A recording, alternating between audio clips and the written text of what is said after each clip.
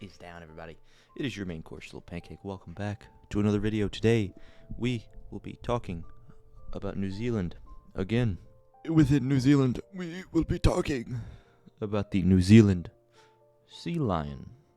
So, sit back, relax, get yourself a drink, get yourself a snack, get yourself a blanket or whatnot, and let's enjoy this ride together. So, the New Zealand sea lion. Scientific name, Phacarctus hookeri.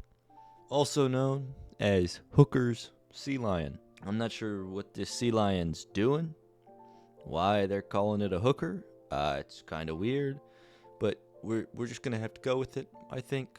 The Maori people have multiple names for it. They have a gender-neutral name, so like just if you're referring to a group, I suppose, of Pancake. The male sea lions are called Wakahayo, and then the females are called Kake. Lots of different names that you could refer to these. We're just going to call them New Zealand sea lions, or sea lions, or bro, or gang, maybe even twin. They are the only species in the genus Phacarctus. Pretty cool. They are endemic to the islands of New Zealand, and they are one of the largest animals in all of New Zealand. They're big boys. They are atarids, which means eared seal, and like all other atarids, they have quite noticeable sexual dimorphisms, so differences between males and females. The most noticeable dimorphism here is size. Males are much larger than the females. Males sit at 7.9 to 11.5 feet long, which is pretty long. That's 240 to 350 centimeters. And they can weigh anywhere from 710 to 990 pounds. So they can weigh almost 1,000 pounds as a full-grown male. That's 320 to 450 kilograms. That's a heavy sea lion. Females, on the other hand, only get to about 5.9 to 6.6 feet long, 180 to 200 centimeters, and 200 to 350 pounds, 90 to 160 kilograms. So the high end of males is almost 1,000 pounds. The high end of females is only 350. That's a big difference. I mean, you can see that in pictures of males and females. They are starkly different. Starkly. There is a stark difference. Not Tony Stark. I don't think he has anything to do with this. So these are big animals. What's almost just as surprising as the adult size is the pup size. At birth, pups are 2.3 to 3.3 feet long, 70 to 100 centimeters. That is a big baby. Shout out to the female sea lions, man. Shout out to the moms out there. Because, whoa, buddy, that's a big animal. Female sea lions are not that much bigger than your average female human. I mean, 5'9", 6'6". That's a tall woman. 200 to 350 pounds. A tall, little bit bigger woman. That's the same size as a sea lion. She ain't giving birth to no 3 foot long baby. That's crazy. And then the babies weigh 18 to 22 pounds, or 8 to 10 kilograms, which is also pretty heavy. Now, what do they look like? Well, I'm going to tell you. When they're first born, their natal pelage, which is the first coat when they are born, the first piece of fur coat, is a thick coat of dark brown fur. And then as they head into adolescence, it transitions into more of a dark gray. And they get these white, creamy markings on their head, nose, tail, and flippers. Adult females they vary in color from a very dark gray to more of a creamy, lighter gray. And they tend to have darker colors around their muzzle and flippers, almost a black. And then in adult males, their entire fur is a very dark brown and almost black coat at times, of fur, and they also have a fairly long black mane of coarse hair. That's where the name sea lion comes from. I don't know that for sure. I just thought of that, but it makes sense. Let's get into some behavior. The New Zealand sea lions are very unique in their terrestrial behavior post-birth of pups. So once the pups are born, of course they're born on shore, kind of on the beaches. Once they're born, mothers tend to begin slowly moving them inland to protect them from things like harassment from other males, winds, storms, and parasites that arise on the beach. So they start slowly marching inward, and they can go as far as 2 kilometers inland, which is 1.2 miles.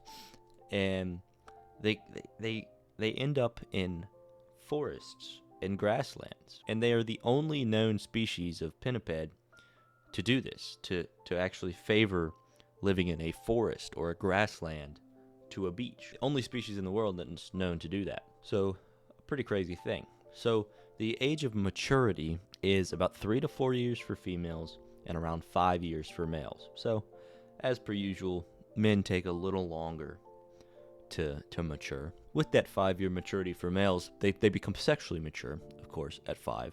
But typically, the males will not reproduce until they are big enough and strong enough to hold territory.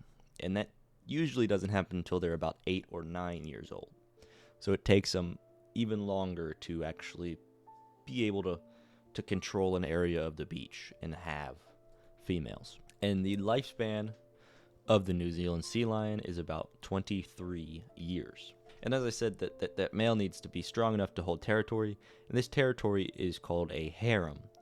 And there are typically up to 25 females in a harem, all attended to and looked over by one dominant male. Commonly, other males will come in and challenge the dominant bull for the territory, and they'll have very vicious, very ferocious fights. And the winner gets to either keep or take over those females. Breeding occurs in the summer months, and birthing typically begins in December.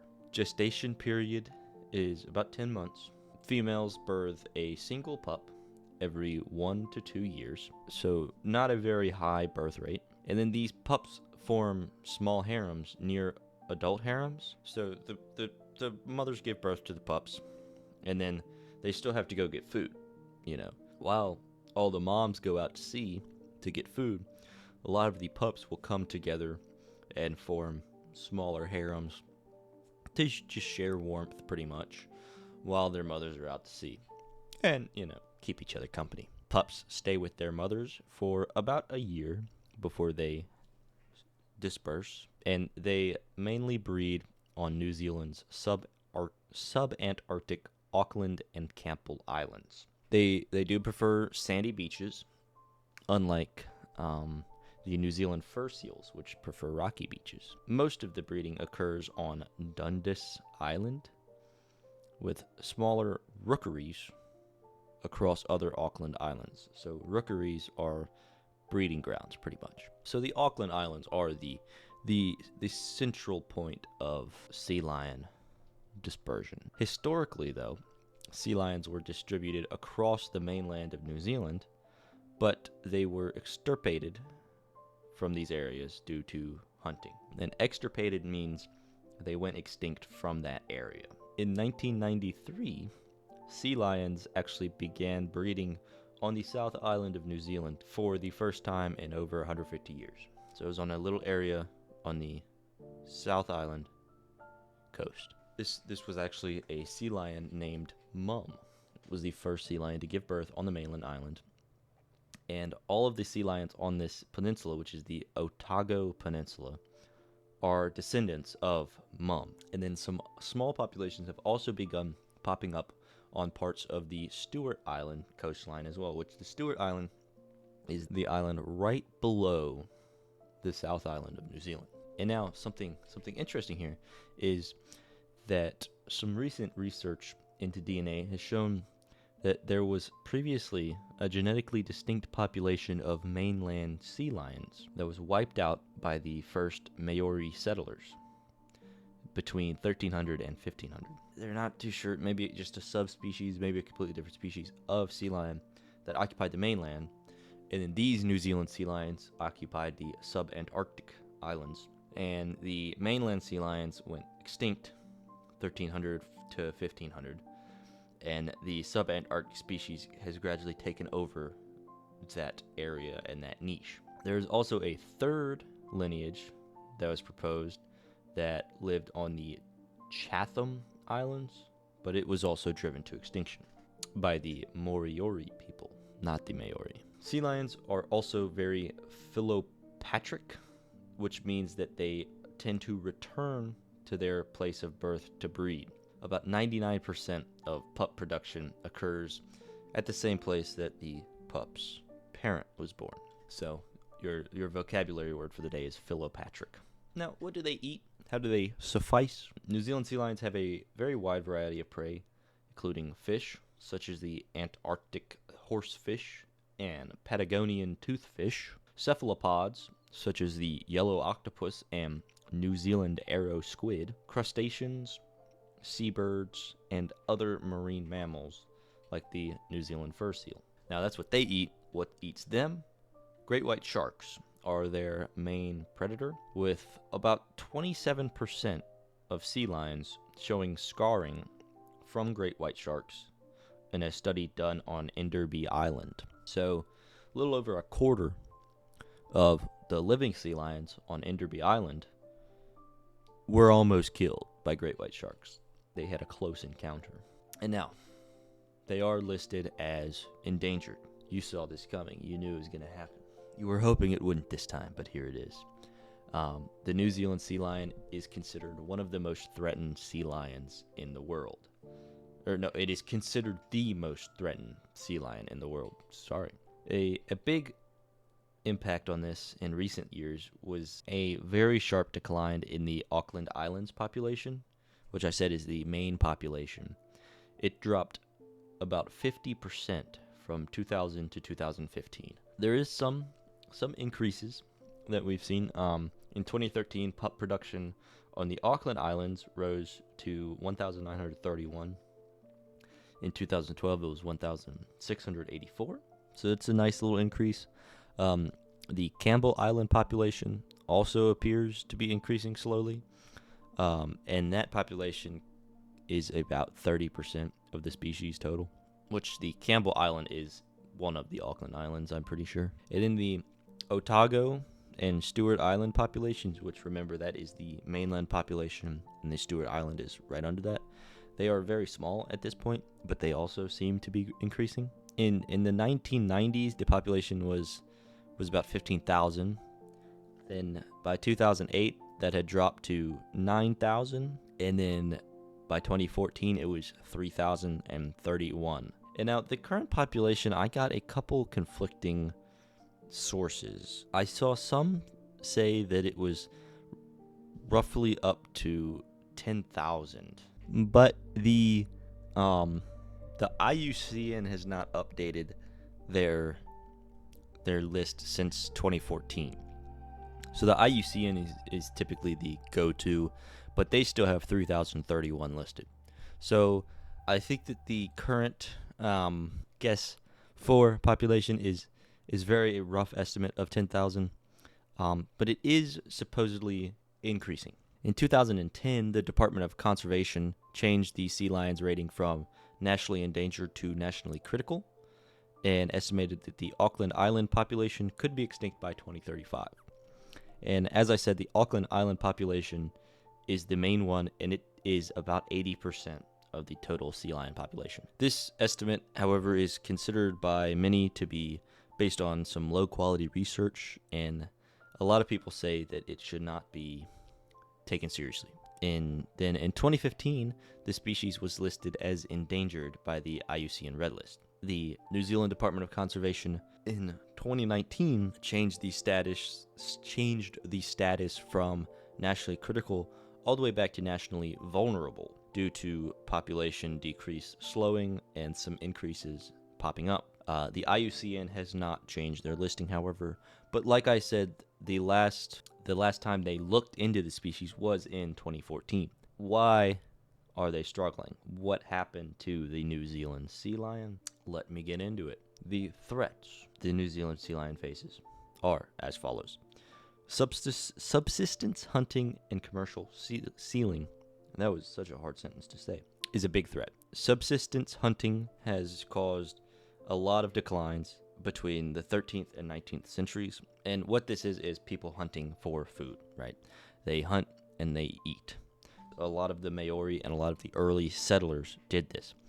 And then in 1893, sealing for the New Zealand sea lions and New Zealand fur seals was outlawed in New Zealand. So up until 1893, that was a big problem. Now, not so much. Another threat is commercial fishery bycatch. Squid fishing industry increased greatly in the 1990s around the Auckland Islands, and the number of sea lions being caught and drowned in their trawl nets also increased greatly. And what the government did is they began modeling fishing-related mortality limits every year. And if the limit they set was exceeded in the model, they would close the fishery. The last time that this model was exceeded was in 2000, and they have closed the fishery a few times due to it not breaking the model, but it being concerning. In 2013, the first observed and documented sea lion mortalities in 3 years occurred when some juveniles slipped through a sea lion exclusion device, aka a sled. And then in August of that same year, a southern blue whiting fleet accidentally captured 21 male sea lions, and only 4 of them survived. And then in the next year, 2014, only 2 sea lions were reportedly captured by the squid fishery. But all of these numbers are very unreliable. A lot of fishermen probably did not report killing a sea lion out of fear of getting in trouble, getting reprimanded, having to pay a fine or something like that. So only 2 sea lions were reportedly captured in 2014, but that number's probably quite a bit higher.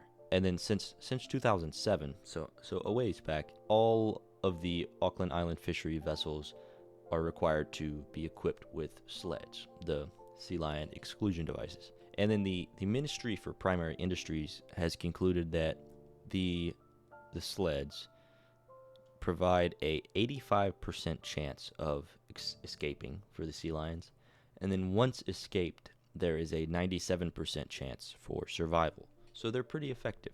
Another threat is food limitation.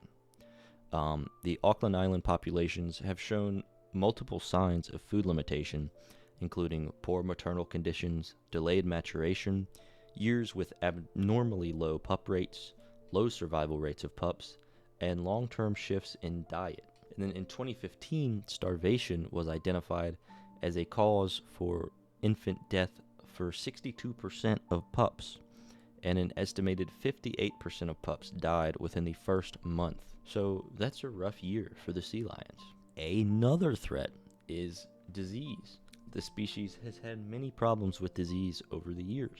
In 1998, a bacterial disease caused by Campylobacter killed an estimated 53% of pups and 20% of adult females.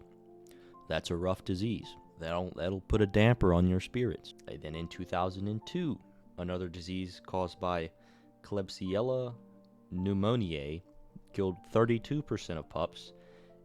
And then in 2003, the next year, it killed another 21% of pups. So they're having a lot of run-ins with disease. And then in 2013, about 300 pups died from a unknown disease. There are some more threats on the mainland. So once they breed and start moving inward like they do, they have run-ins with humans, right? So multiple sea lions have been hit by cars. Some have been deliberately killed. Some people don't want them on their property. Some farmers probably get annoyed by them. They take it out on the poor sea lion. Some domesticated dogs have also caused problems with killing pups and whatnot. The Department of Conservation has been working to engage the public and kind of teach them about the vulnerability of the species and why it needs to be protected. So hopefully that will have some effects on people's outlook on the species, but time will tell. And that, ladies and gentlemen, is all I have for the New Zealand sea lion. Things are looking pretty good for them, I'm going to be honest. It seems like they're on the up and up. It seems like they're doing pretty well. The main concern that I would have would be disease, to be honest. A lot of the populations on the subantarctic islands are not don't have huge human impact threats, because there aren't really any people out there. It's pretty cold. The only threat there from humans would be fishing, and it seems like they've got a pretty good handle on that with the sleds. The only real threat that I would be worried about would be overfishing and causing a lack of food for them. That is possible. That's very possible. As I said, only time will tell. Let me know what you think about this species in the comments below. I hope you all enjoy this video. Smash like, subscribe, tell someone that you love them, whether it's your kid, your parent, your friend, anyone. Tell someone today that you love them. Yeah, have a wonderful, wonderful rest of your day, and I will see all y'all later.